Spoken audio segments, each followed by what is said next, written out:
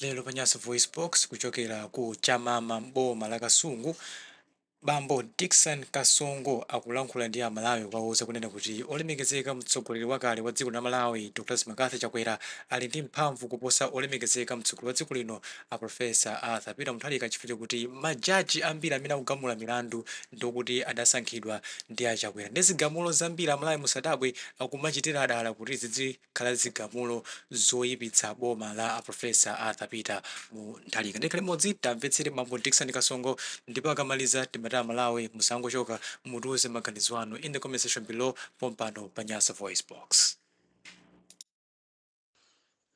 Moni amayi abambo anyamata ndi asikana kwina kulikonse kumene muli. Pabwalo pano muli ndine Mulakatuli mwene mbumba Dickson Kasongo from Kasungu Chamama TA Wimbe chigawo chapakati chino. Nkhani imene yandikhuza kwambiri lero yomwe ndimafuna ndigawane nanu Amalawi ine nkhani ya ku khoti. Akulu ku khoti kuchitika zinthu za usiru za ufiti za usatana.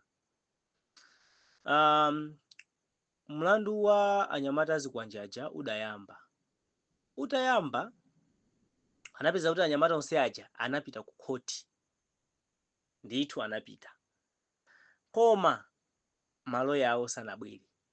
Mwaona mlandu unayimisidwa kuti apa mlandu basi wayima nanga tipanga bwanji maloya sanabwere. Zimene zikanakhala kuti ndi MCP aja mulamuliro wa DPP akakhala ndi MCP aja mulamuliro wa MCP kuti zimene maloya sanabwere ndi DPP mukanamva kuti abasi simuti serious sikulana milandu nonse mwakhala opanda maloya takumangani. Zimene zosweza kuti mundimvesese anyamata azikwanjewa chilichonse chimene akupanga they are instructed by majaji aja amapasa instruction kuti mupange chonchi mupange chifukwa anthu aja limodzi. Majaji aja ndi MCP, Jaji Pemba wa MCP, Nzikamanda wa MCP, uyu ujeni Kinyeta Nyirenda nde weni mwina sasa imira president 2030 Chakwera akalephera kuti malamulo sakumulola. Ndiye maloya awo sanabwere mlandu sunayende anawimisa. Ndiye mlandu uja anali sutaumverero kuchokera miyezi imene zinachitika zija anayika date la lero. Ndiye lero ku khoti kuja anthu onse apita akuti DPP boma linatenga mboni 5 kuphatikizira anthu amene apanga zonesero, ndipo anthu ena amene anakhapidwa ndi ogwira ntchito Kamuzu Central madokta akumene kuja ena ndi amene anakhapidwa. Ndiye anthu aja anapita kuti akaperekere umboni ku khoti. Ndiye khoti lija ati layimisa mlanduwo ati azaumva pa 17 April. Ndiye muonono February, March, April azayambe kuumva mlandu uja. Kuti wafuna zingupanga delay mpaka na term imene ite. Chifukwa nkhani ija ndenda kuti umboni ulipo pali ma video. Anthu umboni ulipo nkhani ija ndona anyamata aja akalowe. Koma panga delay akuganiza kuti 2030 azatenga boma. Ndi akatenga boma ndoti milandu boma lizasiya kuitengera anyamata aja milandu kapena somwe azakhululukira. Ndi zimene takuganizira. Chifukwa sakonzekera chiwembu chonena kuti 2030 president wa DPP amene atazawine basi azanene kuti chisankho sinaende bwino azapita kukhoti apita kukhoti azagamule kuti chisankho chichitikeso kuteko ploti inde ayipangiratu chile amopa kuti chisankho ichi anthu anavotera mwamkwiyo kuichonse MCP akanagamula zachamba mwina akanakha pamoyo majajiwo. Ndiye judiciary yathu is judicial against government. Majaji akuyesesa akupanga zoonesera. Taganiza ndi panopa magamula kuti munthu akamangidwa MCP akumagamula kuti atuluke komanso amene sasamve kuti wamangidwa basi. Kuteko mlandu wa chisankho wa 2019 uja amene anali okhuzidwa kwambiri ndi majaji amene amatenga kuti atabiridwa chisankho sinanga majaji ndi MCP ndi amazimva atabiridwa chisankho. Chichonse chimene machitika chija majaji aja panga amaunikira panga ndizakuzauza kuti kupangiza kuzauza kuti ifene tizagamula mwakuti. Ndiye panopa anyamata azikwanjaja amene anakhapa anthu ochuluka kuchola azimayi misana enanso anagwiriridwa umboni kuchipatala zilipo zonse maumboni awo chipatala anthu anatenga akuti basi mlandu uja uzamvedwa pa 17 April kuyamba kumvedwa mlandu sunayambidwebe. Akuluakulu MCP jai ofuna kuichenjerera Aphungu aku nyumba ya malamulo mumamvera maaudio angawo.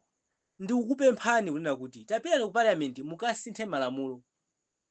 IMCP anasintha malamulo kuti jaji asamapume ndi zaka 60 pamene malamulo aboma amene kuti ugwira ntchito wina aliyense azipuma ndi zaka 60. Koma IMCP anasintha kuti jaji azipuma ndi zaka 75 kapena 80 khangati 80 azipuma ndi zaka 80 ati jaji pamene akugwira ntchito akukhala kupeza experience. Zimenezo ndi obvious kwinanso pamene akugwira ntchito amakhala kupeza experience even mphunzitsi amafika poyenda kuti kusiya kuphunzitsira buku lisiya uko chifukwa peji imene wayiphunzitsa chaka chilichonse chaka chino aphunzitsa peji imeneja chaka chamawa peji imeneja sazafika zonse zimene aphunzitsa amakhala aziphunzitsa bubwiriza ndi experience ndi mphunzitsi azalandira pension zaka 80. Even wapolisi amakhala apanga gain experience yona kuti amazowa kuti wokuba makhala momwe kuti amabisala malo kuti awa agwira mbavazo. Ndi even apolisi azipumanso ndi zaka 90. Mona ogwira ntchito mboma onse azipuma ndi zaka 80. Koma kuti jaji amakhala kupeza experience ndi basa azipuma zaka 80. Imagine ndi plot akufuna kuti timu yapita pasapezeke opuma ifa kudalira timu yake yomweyi ndi akufuna pasapezeke opuma asapezeke opita ku pension. Ifa osaja jinanzika mandaja ndoti zaka 60 they are over 60. Ayina ujeni Kenyatta Nyirenda wa MCP uja osaja ajina ujeni Pemba aja ndi agalo kuti anakufika kati zaka 70 amenaja ndi akufuna asapume. Ndi ine aphungu tapitisani ku parliament majority ndi inu ya DPP pitisani ku parliament kuti no ngati ogwira ntchito ali mboma ogwira ntchito mboma timati 60 ndi ogwira ntchito mboma osazipuma ndi 60. Koma ngati mukuti ena akazipuma ndi zaka 80 ndiyete ntike nonse azikhala 80 ndiyoti mubwezeresa ndiyoti amene anakwana zaka 60 onse aja automatically apita ku pension ndiyoti zigawenga zitikata mwazichosa. Ndiyoti president akhala ndi mphamvu yosankha chief justice, president akhala ndi mphamvu yosankha majaji wapitisa ku high court kapenanso ku supreme court. Zigamulo ziyambe kuyenda mwamtendere. Koma ife achilima ndi esafufuzidwa akuluakulu na majaji ake awa okuti mukangwira chimwendo masuleni musazamangeso, mukagwira nyamatazi kwanje amasuleni musazamangeso, mukati kufamu kwa chichola banda simplex chichola banda opezeka fertilizer waboma wamakoponi uja wambirimbiri iye musakase cheko kunyumba kwa chakwera kuti black box komanso kuti kunali agalu ndi ma TV ya ku state house iye musakase cheko kumangopereka zileso za siru zopepera. Ngati simusintha malamulo majaji ake ngati alomwewa nkhani achilima ate tisiyeni. Ndipo aphungu ofoira amene tinawo tere mwino inende sinaone nthawi yachini yachakwera aphungu anakonza malamulo. President akawina zilumbisidwa after 7 days atasintha malamulo. Pamene president akawina malumbisidwa omawaki zimene zinasindwa ndi chakwera. Ma MP anthu amene ja anasintha jaji azipuma ndi zaka 80 kuti majaji awo akhale kuti agwira ntchito bwino kuwathokoza kuti analanda boma 2020. Koma maphungu awo ndi ogona yeniyeni akuti ICDF agamula bwanji ndi amakhansala iya ife ndi basi makuli parliament makakanganira CDF. So zaidi zambavadi zimangofuna CDF safuna kukonza ziko. Boma zona lipite so meli napita mu 2030 boma lipite. Nizopyesa mtima akuluakulu zimene muchitazi. Ngati mukuza simufuna kutumikira chipani cha DPP tulukani aphungu a DPP chifukwa simukuthandiza.